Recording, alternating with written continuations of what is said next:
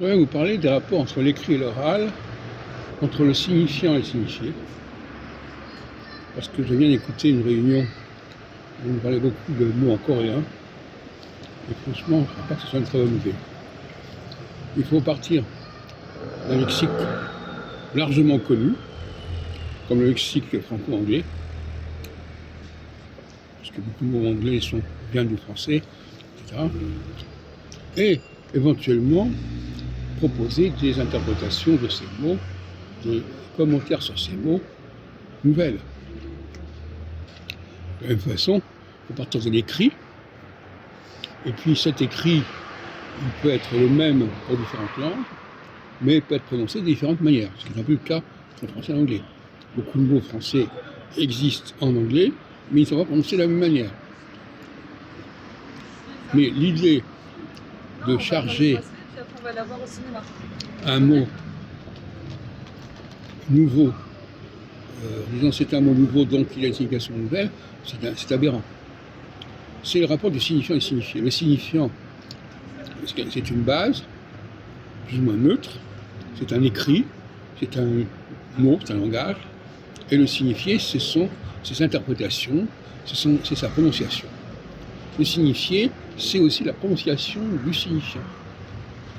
C'est l'application du signifiant, de manière générale. Et c'est une erreur de croire qu'il faut apprendre des mots nouveaux pour accéder à des significations nouvelles. Non. Ces mots nouveaux, ça demanderait l'apprentissage très difficile de mots nouveaux. Avec le français et l'anglais, il n'y a pas de problème, les gens les connaissent bien. Et même les langues latines utilisent beaucoup de mots qui ressemblent au français. Donc il n'y a aucun problème d'acquisition du langage. Je ne parle même pas de l'écriture. Si en plus il faut apprendre d'autres alphabets et d'autres écritures que le latin, alors là on n'en sort plus.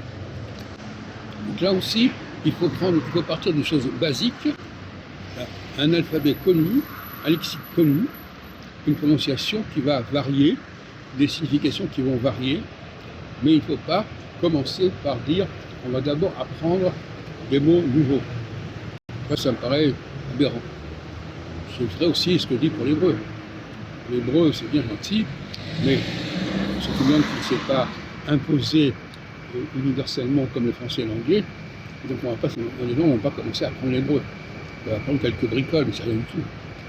Donc il faut partir du français et anglais et utiliser éventuellement des significations, des commentaires d'origine biblique, d'origine peu importe.